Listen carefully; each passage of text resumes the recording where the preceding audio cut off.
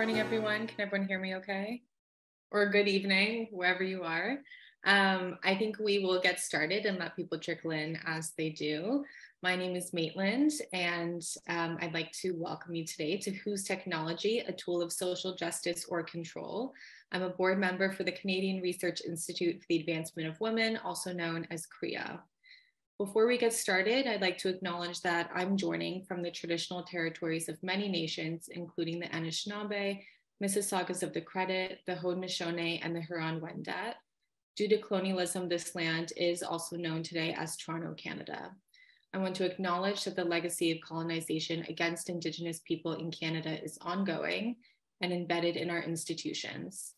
Colonialism is one of the many systems of oppression that continues around the world. And that is something that we will keep top of mind during our event today and something that I hope we'll be able to discuss. I invite you to introduce yourselves in the chat as well as where you're joining from and to learn more about the land where you're living and the people who are Indigenous to that land. You can visit native-land.ca. Please also note that the main event today will be recorded and posted on CREA's website. However, the small group discussions in the breakout rooms will not be recorded. So if you don't want to be recorded, please just leave your camera off. So to start, I'll give a little bit of an introduction to CREA and who we are. The Canadian Research Institute for the Advancement of Women is a national nonprofit feminist institute dedicated to intersectional research and action for the advancement of women's substantive equality in Canada. Since 1976, we've been conducting feminist research and producing tools and resources that can be used by activists and organizations for the advancement of women's rights. We produce plain language research and research tools using a feminist intersectional lens. We're a national non-for-profit and we're a member-based organization made up of academia and community-based feminist researchers. As part of our work, CREA has been exploring the impacts of new technologies on women's rights and feminist organizing since the 1980s. We're interested in this topic because we know that information and communication technologies, which I'll refer to as ICTs, are often portrayed as neutral, but it is well documented that these technologies reproduce inequalities, systemic discrimination, racism, misogyny, and are used by governments to facilitate surveillance and oppression. Today's event will aim to facilitate knowledge sharing and network building to strengthen our collective analysis of ICTs in relation to unequal power relations and feminist organizing. Today we'll focus on how ICTs are used by individuals as well as big tech corporations and governments to maintain power and reproduce inequalities, and how feminist principles can guide a regulatory framework for accountability. We will start by hearing from two panelists who will speak to this topic from their work and personal experiences. And we've reserved a few minutes for a brief Q&A after the presentation. So please share any questions you have for the panelists in the chat. After the presentations, we'll be breaking out into some Zoom breakout rooms to discuss what we've learned and share our personal reflections, building from today's presentations and our personal experiences. And in addition to the presentations, to help inspire some discussion, we've created a few questions. So number one is, what is the transformational potential and the limitations of using ICTs to build feminist movements and solidarities? Number two is, whose responsibility is it to prevent violence and exploitation facilitated by ICTs? And number three, how do we move forward towards a feminist regulatory framework for ICTs? So we're hoping to come together today to build on each other's knowledge and experience to better understand the potential harms of ICTs on women and the feminist movement and move towards that framework of accountability.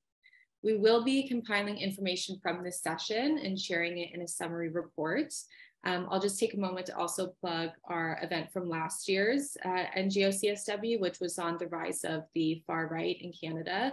The recording of that event and its summary report are available on CREA's website if you're interested in that. And without further ado, I will introduce our panelists, and please do remember that if you have a question for any of them during their presentation, you can leave it in the chat. So our first panelist is Noor Al-Jazawi, who is a senior researcher at the Citizen Lab at the University of Toronto's Munk School of Global Affairs and Public Policy where she researches the intersections of tech, human rights, and global security with a focus on targeted digital threats against civil society, digital authoritarianism, and digital transnational repression. Noura currently serves as a board member of the Center of Victims of Torture and is a member of the expert group of Humanitarian Dialogue. She's also a member of the steering committee of Just Tech and Migration Community. Her contributions to the field have been recognized with an Excellence Through Innovation Award from the University of Toronto for her work on Security Planner, which is a user-friendly platform that provides peer-reviewed recommendations for staying safe online. We're also joined by Rhiannon Wong, who is the project manager for Women's Shelters Canada's new Technology Safety Canada project. Through her project addressing tech-facilitated gender-based violence, Rhiannon has been researching and developing practical technology safety resources and training for Canadian anti-violence workers, women, girls, and gender diverse people that address how technology can be used both to keep women and children safe and misused by perpetrators to commit crimes of intimate partner violence, stalking, sexual assault, impersonation, and harassment. And I will start by passing it on to Noura. Thank you very much for this warm introduction and for having me. Like today, I will discuss, as you mentioned in the opening, the technology in promoting the role of technology in promoting social justice or control. This is a very huge question, and I believe like we need to discuss this further. This 10 minutes, I doubt that it would be enough. However, I will try to touch bases on the headlines and the main topics in this, and happy to learn more from the participants in the Q&A. When we talk about the potential of utilizing information communication technology to build feminist movements and solidarity, we must recognize that these technologies are often co-opted by those in power to surveil and control marginalized communities. For instance, mercenary spyware and other surveillance technologies are increasingly being used by state or state-related actors to target civil society and journalists, especially those who challenge their authority or expose their abuses. Further, authoritarian regimes have been using digital transnational repression to target and intimidate activists, dissidents, and human rights defenders who are in exile. For instance, last year, we published a report about the digital transnational repression in Canada. These threats are often gendered, with women, LGBTQ individuals, and other marginalized groups being particularly vulnerable to violence and exploitation facilitated by technology. Digital transnational repression is practice of these regimes to expand their authoritarianism and power over these people. And like in particular, when it comes to women and LGBTQ people are particularly vulnerable, whether at home country, but the focus is more now in my research on exile, because if they are newcomers, they are less likely to have support networks and financial and solidarity and other means of support that they are really needed. Which is it has a very severe impact also on their well-being, day-to-day life, and by result, like for sure, on their activism. For instance, from Saudi Arabia, there is a woman, human rights defenders who fled the country after facing arrest and detention, has been like targeted with spyware and hacking attempts, as well as threats to their families who are still in the country. Similarly, LGBTQ activists from the countries like Egypt and China have been subjected to online harassment and blackmail, as well as offline attacks, unfortunately, by their home countries, by the governments of their home countries. However, in liberal democracies, women in public spheres, such as journalists, politicians, and feminist activists, are increasingly becoming targets of digital surveillance and harassment. This can include invasive hacking attempts, leaking of private information, doxing, spread of false or damaging information on social media.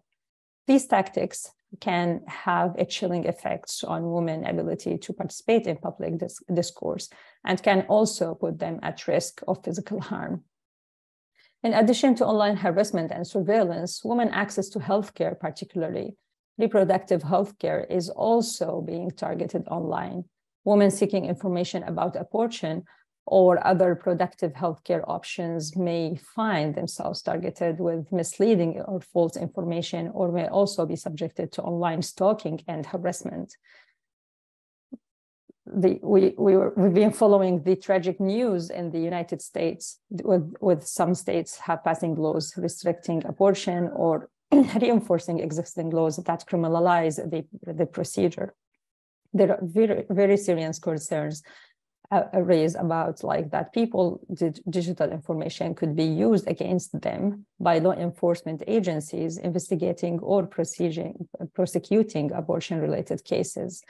This information included search history, location, data, messages, and other digital data. Data from period tracking and pregnancy applications could be also used as evidence against people who have helped women obtain abortion in state where it's crime to do so. Digital rights and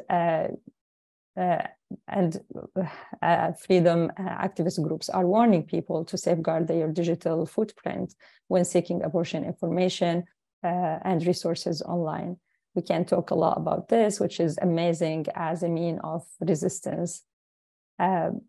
But besides all of these dark, tragic incidents and painful realities about the technology, feminist activists, both in their home countries, exile, in liberal democracies, in authoritarian context, are also paying a lot of efforts to reclaim technology for social justice by using social media and other digital platforms to connect and mobilize.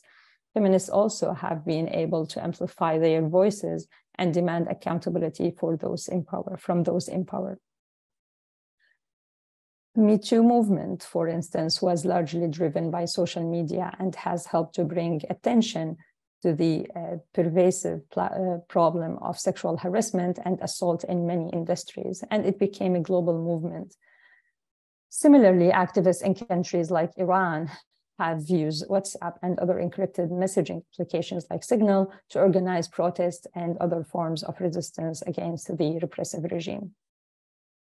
So the question is, whose responsibility is to prevent technology-related abuses? Government and technology companies certainly have a big role to play, but it's also important to recognize the power of grassroots movements and holding those in power into account.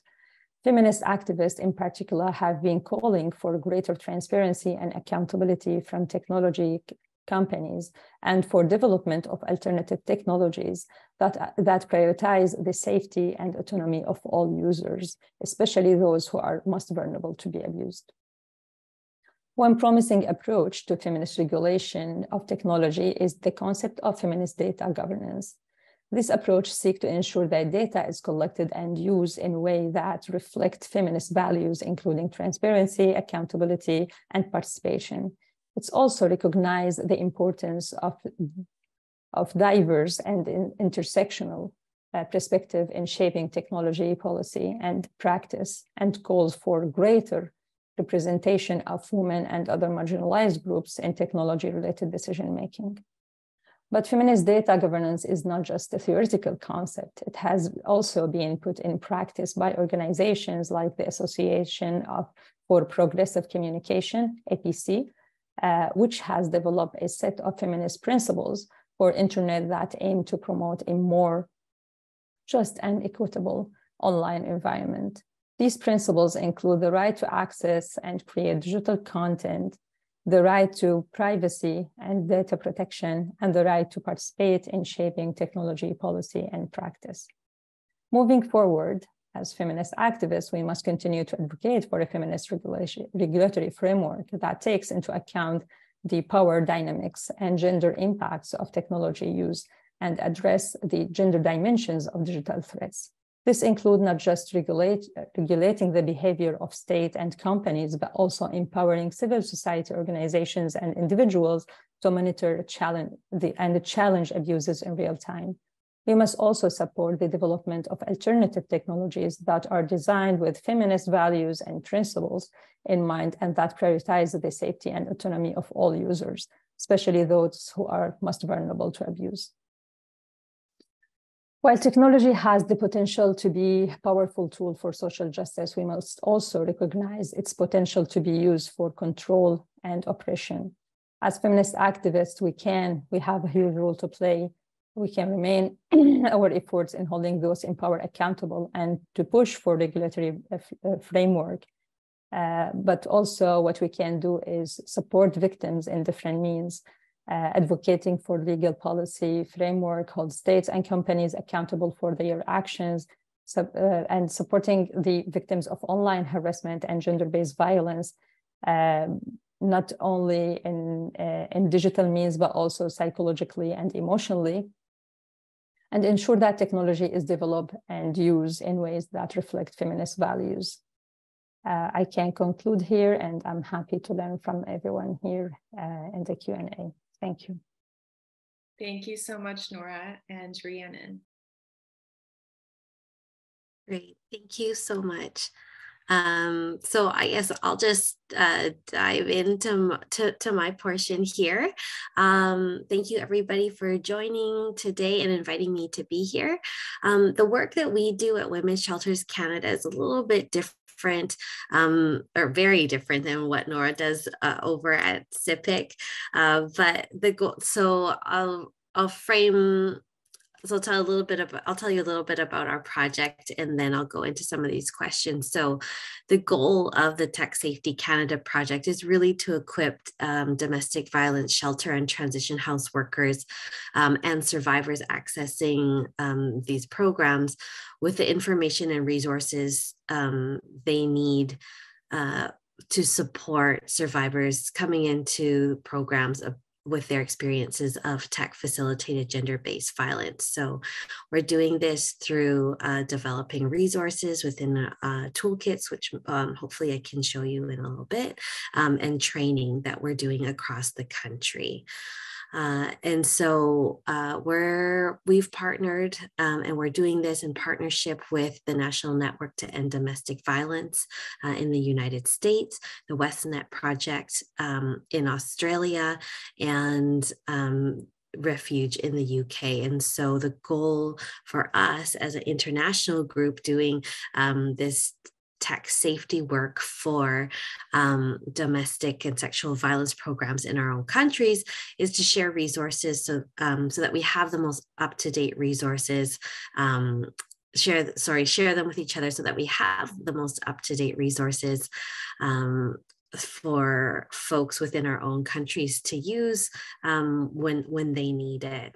So my take is a little bit different. So I'll start with the first question. What is the transformational potential and the limitations of utilizing ICTs to build feminist movements and solidarities? From what we've seen in our work, I think, well, my answer to this is very double-sided. By using technology for feminist movements and to promote solidarity, we've seen that not everyone can be included in the movement or or have access to resources. And this is because large parts of the world, or even here in Canada, a lot of people don't have adequate or affordable access to technology.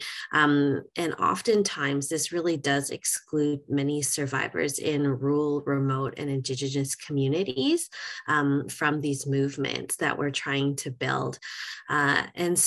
But I guess at the same time, using technology, specifically online platforms, does have the capacity to reach and include more people who are not living in these areas with low or no access to the internet.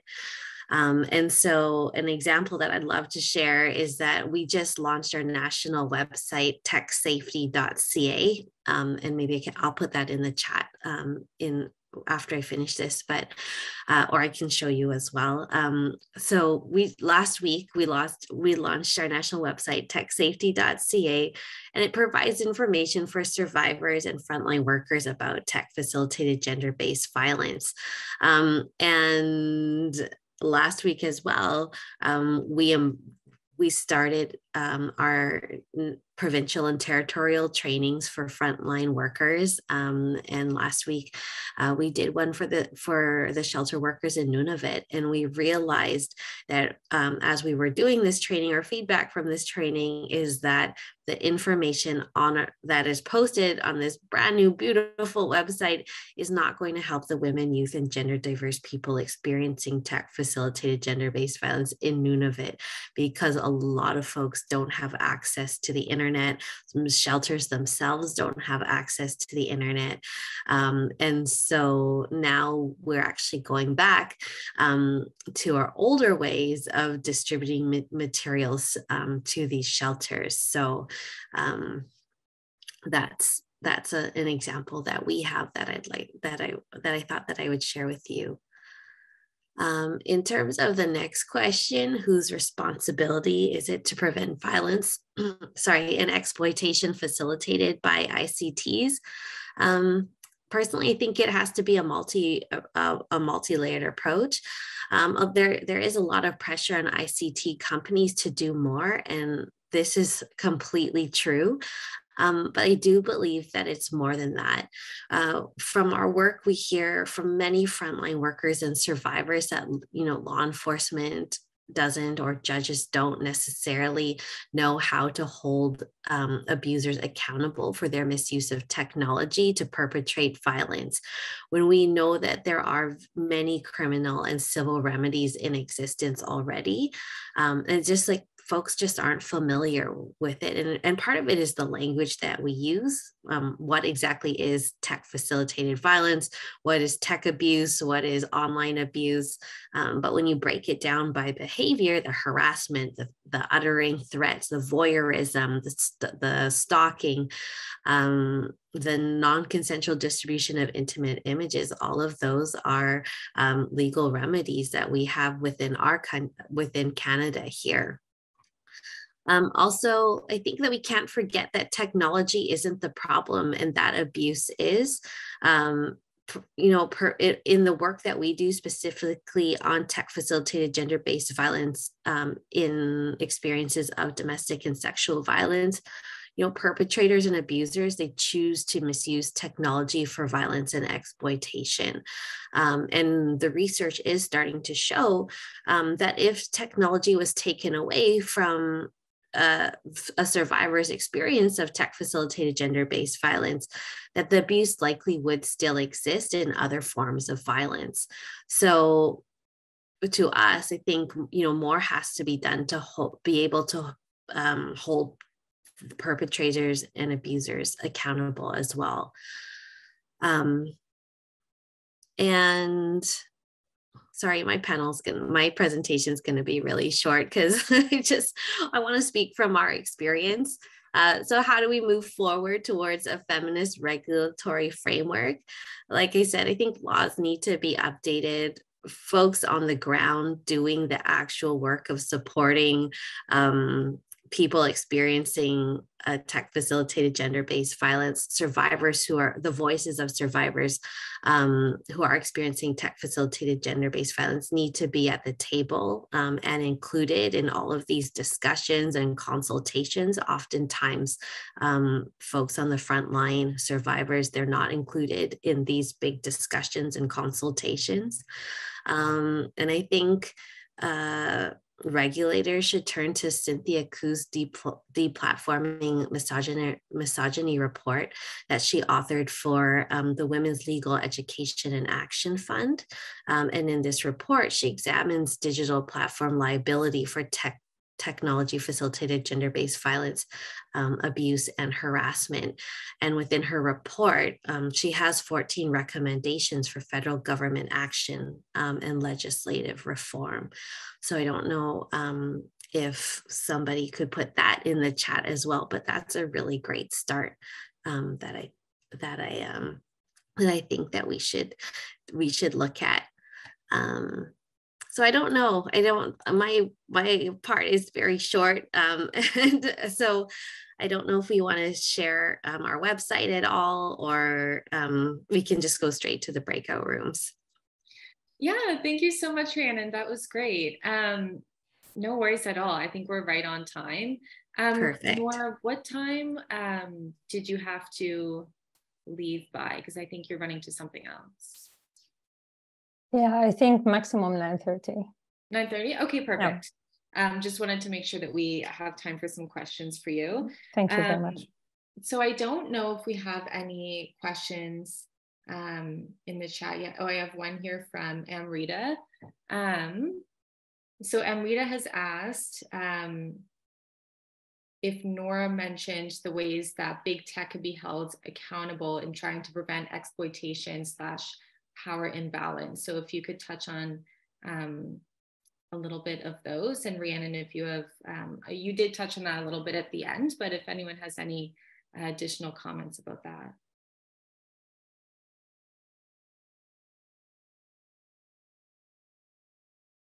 So shall I go first? I guess like it depends on the jurisdiction in general, but I guess like the EU, for instance, is doing some good progress in this regard. It's not enough, absolutely. And there's a lot of criticism also about the GDPR and the missing sensitivity of gender and gender-based violence and the gender issues in regard of all of these digital technology. In terms of the examples I can just give as optimistic examples are the accountability and the process that the civil society is leading against the digital surveillance technologies companies like NSO, Candera, and others, whom their harm was documented to be associated with severe human rights abuses. These kinds of baby steps, very small steps, is just opening the door for further opportunities in the future. However, like when it comes to Canada, I'm not that much optimistic. You know better than me about like the the criticism of the not only the privacy laws, but also in terms of the foreign states impunity. Taking the discussion back again to the digital transnational repression and how much like when it comes like to the accountability, the victims here in Canada, for instance, cannot dream of holding the perpetrators accountable just because these perpetrators are enjoying the immunity of being state actors. So like here and there are some opportunities and some very good work have been done. And also I believe like the advocacy of, like aside from the accountability, the advocacy that civil society has been doing in terms of the encryption, the improving the privacy settings and so on, has good impact on the behaviors of companies like WhatsApp and Signal. I always refer to them as good examples of being collaborative, prioritizing the safety and the privacy of users. But absolutely, when it comes to the work, we're still in the very early stages, and there's a lot of work have to be done. I wish I answered the question properly. Over to you, Rina. For me, I think I just echo what Nora just said. I think that there's a lot of mainstream online platforms and ICT companies out there that are coming up with new ways to keep folks safe online or remedy some of the abuse or misuse of tech that is happening on their platforms, but yet, which is awesome. But then they're doing other things like using artificial intelligence to collect data of folks using their platforms and then sending out sending out more misogynistic videos and reels and information to people through algorithms and things like that. So, but I think Nora answered the question very well. Thank you both. We have another question in the chat asking, are there differences or similarities in the nature of tech-facilitated violence and repression in different regions?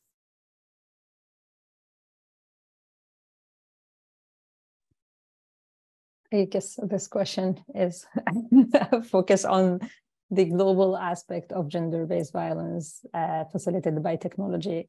In summary, I would say no. It's similar. We live under this global patriarchal societies and governments. I'm saying governments because working with women and LGBTQ people who are being targeted by state or state-related actors, there are a lot of similarities in the methods of targeting women in Canada and the United States and in different kinds of the global north, let's say.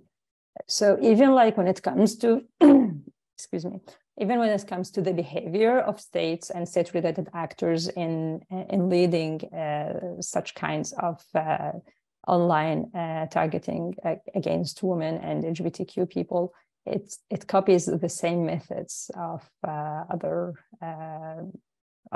perpetrators, whether individuals or groups in different countries. So I guess like to be optimistic and to find like hope in this darkness, that makes it very easy to run global solidarity and to combat like globally, or to come together to combat these harmful abuses. I can speak a little bit closer. I can speak to so this past December, our project surveyed shelter workers and transition house workers across the country to ask about their experiences or what they're seeing in their shelters and transition houses of tech.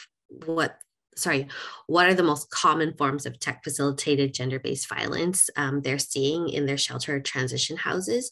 And our preliminary results show that 95% of respondents, who are the frontline workers across the country who answered in every province and territory, said that they supported women coming into their shelters who've experienced tech-facilitated gender-based violence. And the most common forms across the country were harassment, threats, and location tracking through smartphones, text messages, and laptops. Those were the most common forms of tech-facilitated gender-based violence that we've seen across the country. So,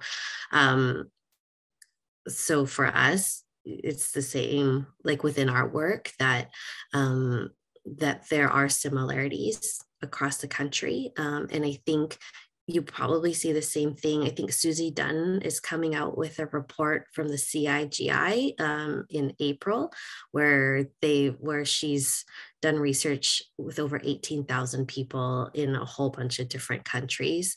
And so I would look out for that, but I think it'll show some similarities as well.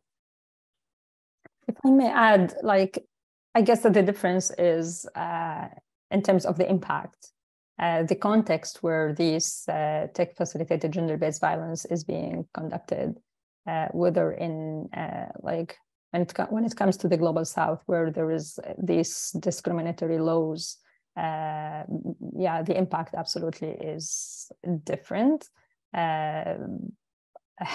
I hate to start the day of people talking about these tragedies, but just thinking about the honor crimes, thinking about many activists, many female activists, when their like personal photos were leaked by state or state-related actors on social media, and then they were murdered by their families just to protect the honor of the family. And unfortunately, these crimes are protected by the states. So this is like when it comes to the impact. However, the nature of these abuses are same, I guess. Thank you both. It seems like generally tech-facilitated gender-based violence is something that we are seeing everywhere across the world, and it will come in slightly different forms and levels of severity, but it really is, you know, it is all over the place the same way that offline misogyny and gender-based violence happens around the world as well. And just before we go into our breakout rooms, I wanted to give you both a chance as well to, if you have any positive examples of ways that you have seen ICTs be used to bring feminists together or bring different movements together, to be used as a tool to mobilize and to share knowledge and to share resources. If you had any examples that you wanted to share about the positive side of ICTs in the feminist movement as well.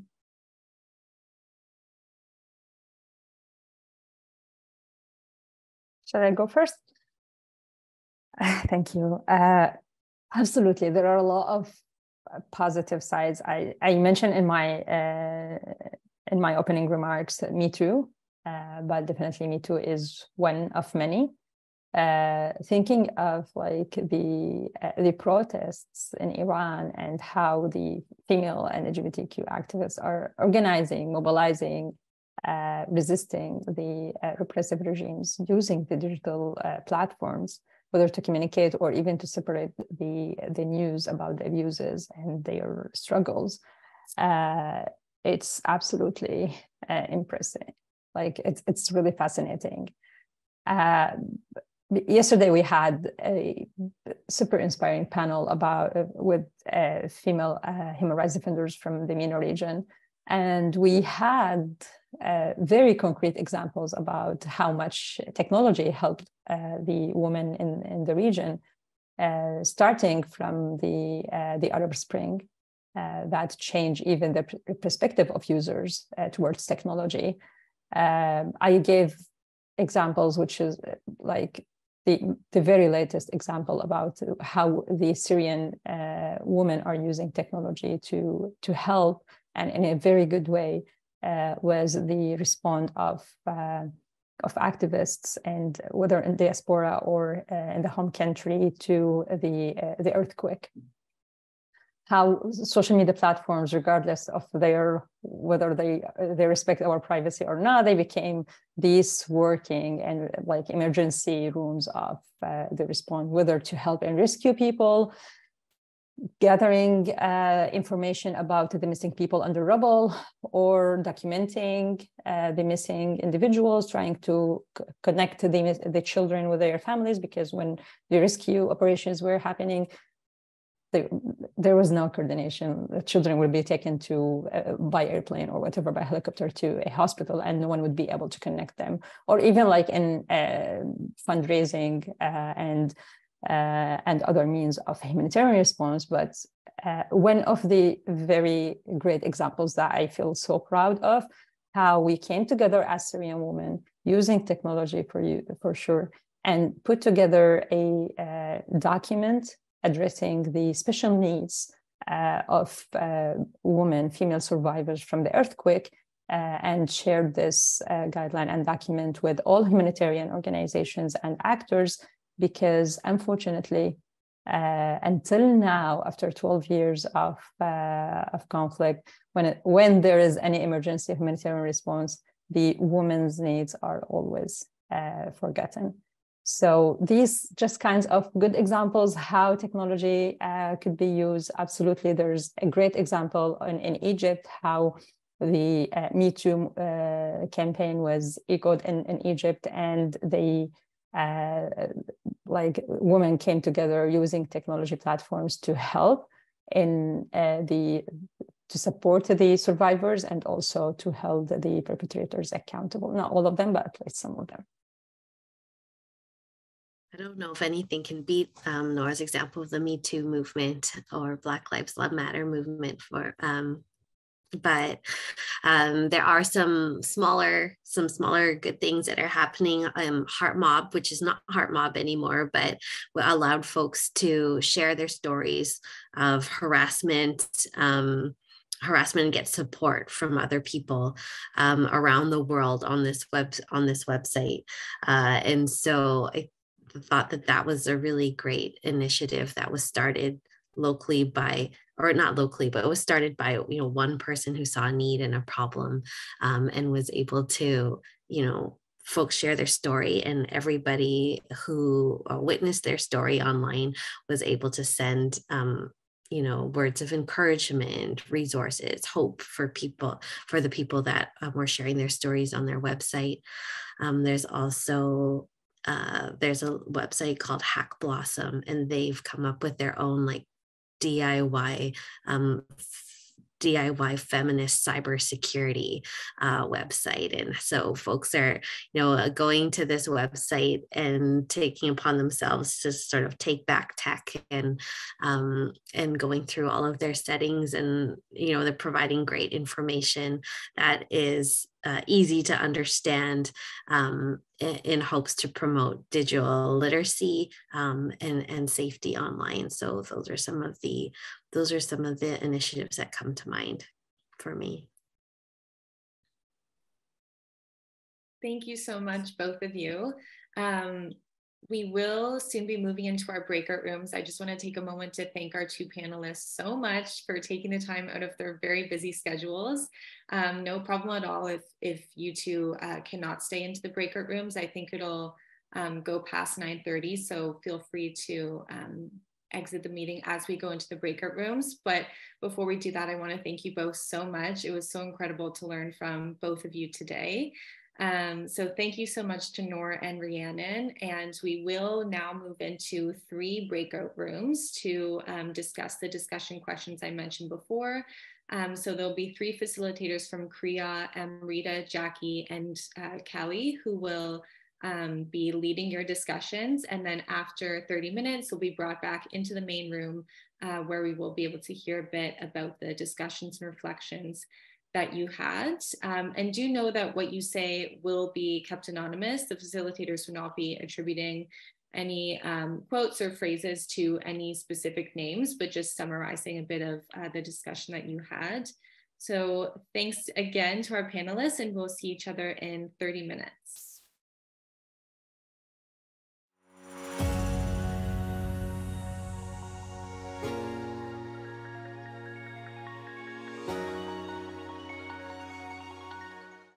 Hello, everyone. I think we have all made it back to the main room.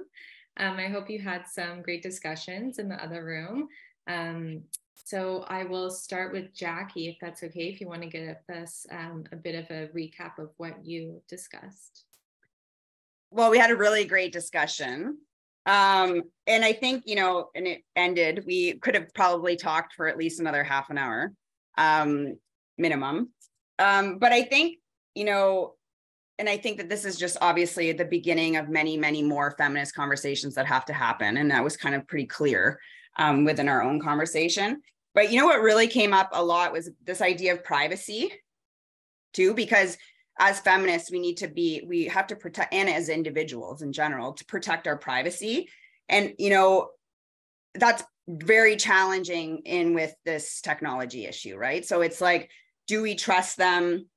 Even with the information we put out there as feminists using these technologies, how do we trust that the message that we put out there is the true message that's out there? So that was a big theme that came up too, because you can produce anything you want and it can be changed online. So also, it's like anything, again, the potential, like the first question, the potential for great things, but also the potential for awful things, right? So that came up too. And it's like, it is that challenge, right? So it is, can be used for both. Even with COVID, obviously was raised as an issue where technology did facilitate and help, connect women who need to access different programs. And so that was, I say that was probably one of the more positive things that came up in our discussion, was that example. And then otherwise, I think we were probably all a bit we found it a bit suspect, ICTs and how they can be used. So, also even with the apps, so not only are these big tech, having issues with our privacy and we're just handing it over, and that challenge that we need to address, but it's also stalking apps were brought up, right? So they're actually not just they're collecting this passive information on us on every time we use it, but also that there are actually apps that was brought up that are used for stalking.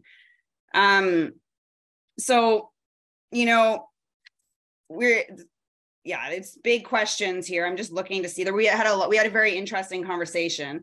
But it's like, how do we, and then in terms of action, and I think it's like, how do we deal with this giant problem and challenge and take it back was kind of in some ways the questions at the end. And I think, you know, like one of the actions or a solution that came up was this idea of, you know, can we hack tech, or can we figure out a way to, you know, use technology to our advantage as feminists and have a global, you know, network to fight back in a way. And so I think those were kind of the main themes. But I think, you know, one other thing I just want to bring up too was the idea that, you know, what is happening on tech isn't like the violence on tech, in tech, isn't just in tech. And so that was kind of another thing, is it facilitates real life, like on the ground violence and trafficking. And so it's used to facilitate, you know, other violence against women and gender-based violence and other heinous things in real life. So it's like, you know, we can look at the abuse online and that type of, that type of thing that's taking place, but it also, facilitates and enables other forms of abuse and violence. But I think I'll end there. I think, you know, there a lot came out, and I think it'll be an interesting summary document to put in our conversation. So thank you. Thanks, Jackie and Callie. Sorry, finding the unmute. I feel like we focused, we talked about similar issues. I'm trying to think of what I can add here. Yeah, we talked about, the benefits of ICT use in a post-pandemic world, enabling folks to be able to connect from more of a grassroots level up to global networks, and what that's done for activists. The flip side of that being that there are obviously limitations around mobility, accessibility, digital literacy, that can present barriers to accessing that space and to sharing knowledge and knowing how information is being used.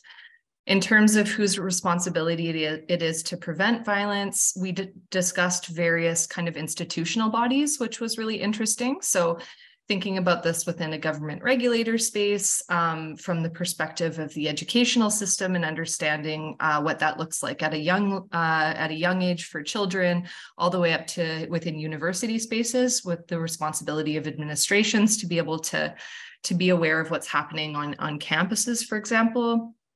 I'm trying to think if I skipped anything there. And then individual autonomy. So, this is connected to digital literacy as well, but the individuals themselves understanding how data is being used, and what that looks like, and how to disseminate information so that that's more readily accessible to people so they can exercise that autonomy over their information.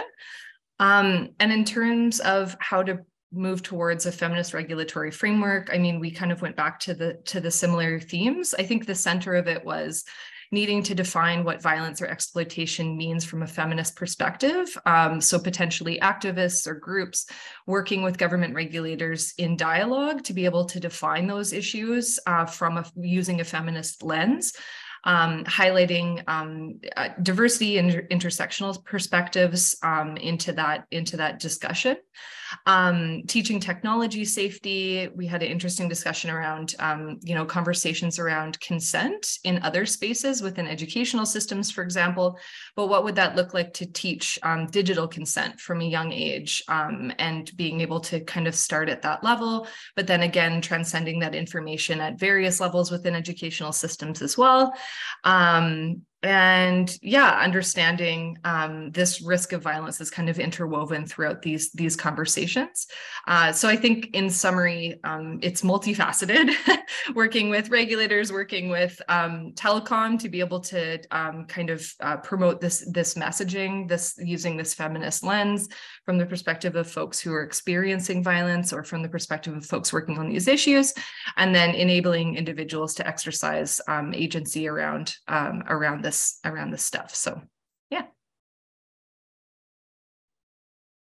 Thank you so much, Jackie and Callie.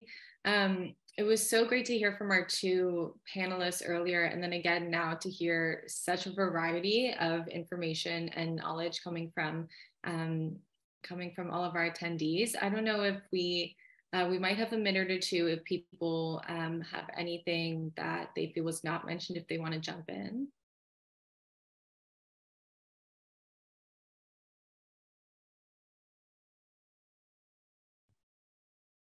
No? Okay, perfect. Thank you so much, everyone. It seems like there were definitely a few major themes that really permeated across our different groups. There are a few major concerns in terms of the use of tech to facilitate and worsen gender-based violence, the ways in which it's used with stalking, harassment, hacking, revenge porn, and the lack of privacy that we're really afforded when using ICTs, and how to protect our personal information and online, and also how to protect, I think, each other as feminists online. There was the concern around bias coded within the technology that we use, and how it is, worsening existing oppressions that exist in our everyday lives as well. And it also seems like there's, agreement that significantly more regulation is going to be needed to rein in big tech, but there's sort of a balancing act here when it comes to allowing governments to make so many of those decisions, and making sure that we are, in those rooms making those decisions and affecting those decisions as much as we possibly can. We also discussed a lot of the benefits of ICTs on women and the feminist movement. One way is in which ICTs can be used to share local resources for women who are seeking care or social support. Rhiannon mentioned that often. And then Nora also mentioned the examples of Me Too and feminist uprisings and movements in the Middle East, and how technology really allowed people from completely different parts of the world who would otherwise have really no way of communicating. They've provided us this avenue to connect and build more feminist solidarity. But of course, greater access is definitely needed. And that's something that I've been thinking about as well. Access to ICTs often mirror access to other resources, which is that people who need them the most probably have the worst access. And especially rural communities and Indigenous communities in Canada have very poor access often to internet and ICTs. And so in order to continue this intersectional approach and build an intersectional framework, I think we need to make sure that everyone has that access as well.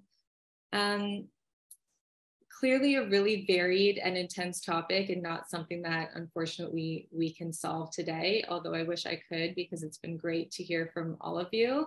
And it would be really great to continue connecting going forward. I think today was also a really good reminder of the ways in which technology can be harnessed for good, especially within the feminist movement. It was really great to come together today from different locations and different time zones. Thank you again to our panelists, and thank you so much to everyone who came out. It was so lovely to speak with you all today. Please do stay tuned on CREA's website and our social media for updates on that summary report and on CREA's other work. There's also a bunch of links in the chat from different resources that our panelists mentioned. So thank you, everyone. Have a great day and enjoy the last few days of NGO CSW. Thank you.